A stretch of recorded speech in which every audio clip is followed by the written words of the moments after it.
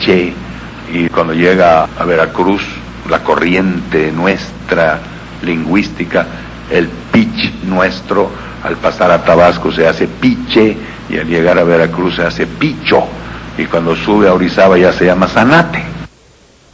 El su de él, por ejemplo, es una mezcla del arcaísmo, porque los españoles en su tiempo, en el siglo XV y el siglo XVI, decían su de él. El hinojo es su lengua de Isabel y el finojo es su lengua de Fernando. Y resulta que en maya nosotros decimos su de él porque no existe el artículo, sino el posesivo. Entonces vamos a suplir el artículo, el carro de mi papá, por su carro de mi papá, porque en maya no se puede decir el carro de mi papá, porque no existe el artículo el ni el artículo la. Y luego esta otra cosa preciosa que tanto nos dicen, que te presto y que me prestas, y que no se sabe nunca. Si te acuerdas de aquellos 5 pesos que te presté, tómalos, y de aquellos 5 pesos que te presté, dámelos. Es lo mismo de ida y vuelta. Pero si nosotros nos atenemos al genio de la lengua, en español, alquilar o rentar es lo mismo. Si yo te rento una casa, nadie puede saber en español castizo quién es el dueño. Yo te rento una casa, yo la vivo, entonces tú eres el dueño. Pero así simplemente alquilo una casa, yo no puedo saber si el alquilador soy yo o el que se la recibe en renta es la otra persona. Y lo mismo pasa con el busco y no lo busco. Ya lo busqué, no lo busqué. En realidad el genio de la lengua maya no necesita, como el verbo comer, no necesita haber digerido, y no necesita uno decir ahora ya digerí, porque es otra finalidad.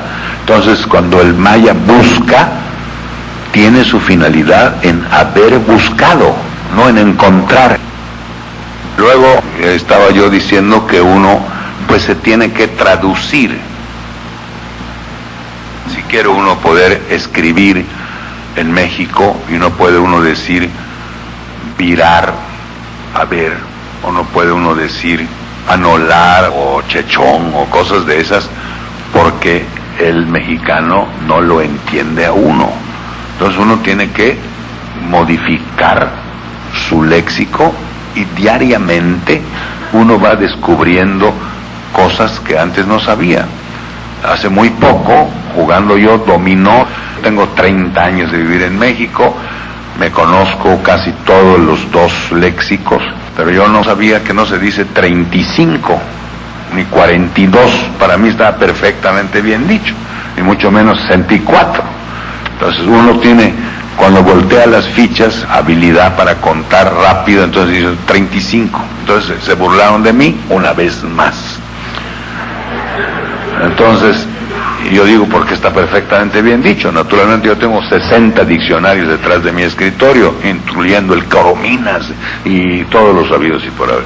Y vamos a comprobar que yo tengo razón, porque yo siempre tengo razón, como todos ustedes.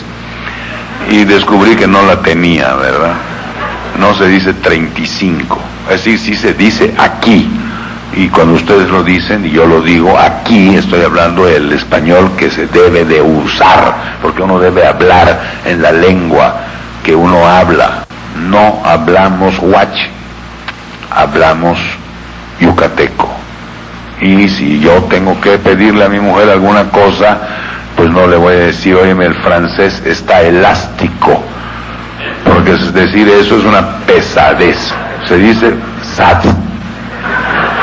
Y cuando el francés está sat, está más sat que cuando está elástico.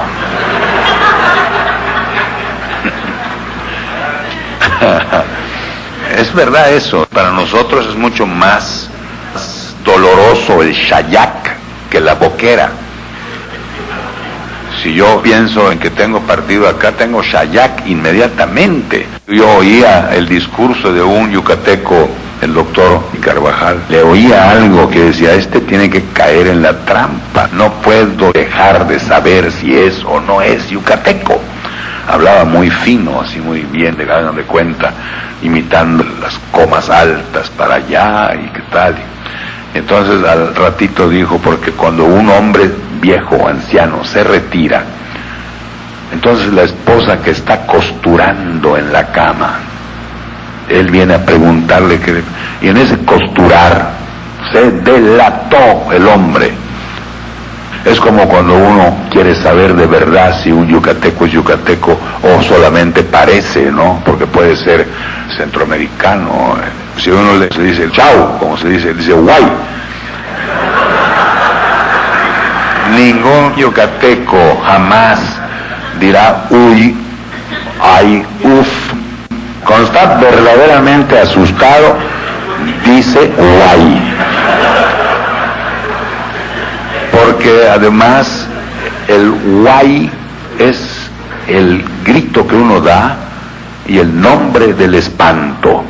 Guay es espanto, un espanto, un aparecido, pero la palabra aparecido no es suficiente. Guay es más bonito. El guaychivo y el guaytoro y el guaypetate y todas esas son cosas que los mayas han desarrollado en su reducto religioso hermosísimo. Los yucatecos todos somos muy mágicos, pero los indígenas 1000 veces más, mucho más poéticos, mucho más llenos de esta magia bellísima que hay en Yucatán y que ha creado tantísimos espantos y tantas cosas tan bellas, del origen del arco iris. Y no es cierto que salió de una olla de oro, como dicen los americanos, salió de una cosa de carbón, de un horno de carbón que estaba quemando un día un indio. Cuando lo destapó salió el arco iris. Esa es la verdad. Entonces nosotros tenemos una formación de nuestro acento debido a nuestro origen, a cómo somos mestizos de la lengua maya. El mestizo no es el que tiene cruzada la raza o la sangre entre varias o entre dos o entre 1000. El mestizo es el que, siendo de donde fuere, vive en un lugar como Gonzalo Guerrero y se convierte él en mestizo, no sus hijos, él era mestizo. Todos los habitantes de este mundo yucateco que han vivido, pongámosles más de 10 años, ya están con su golpe de mestizaje. Es así que uno se aplatana. El doctor Ursáiz decía que los cubanos se aplatanaban aquí, el viejo don Eduardo decía, el cubano se aplatana aquí, se aplatanó, me aplatané. Entonces conocemos todos muchos casos de gente como don Pepe Soto, que está ahí arriba, que está casado con yucateca y que hace mucho tiempo que es yucateco, mestizo yucateco, por ósmosis. Entonces el yucateco tiene un lenguaje preferencial, ha escogido durante esos 400 años una lista larguísima. Y yo pienso que tenemos arcaísmos, tenemos extranjerismos, tenemos lenguaje preferencial, tenemos cosas que hemos cambiado el significado. El yucateco dice un montón de cosas que se quedaron desde el tiempo de los españoles. Cuando los españoles llegaron, dejaron en esta isla una buena cantidad de palabras que son arcaicas hoy, como ainas, como sho, como fo, como arredovaya, como ir en pos de.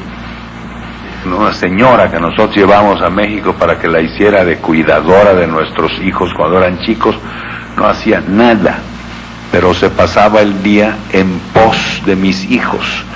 Entonces cuando mi mujer le decía, doña fulana, ¿usted qué ha hecho hoy que no trapeó aquí o no hizo tal cosa? No he podido, señora, porque he estado en pos de los niños, que es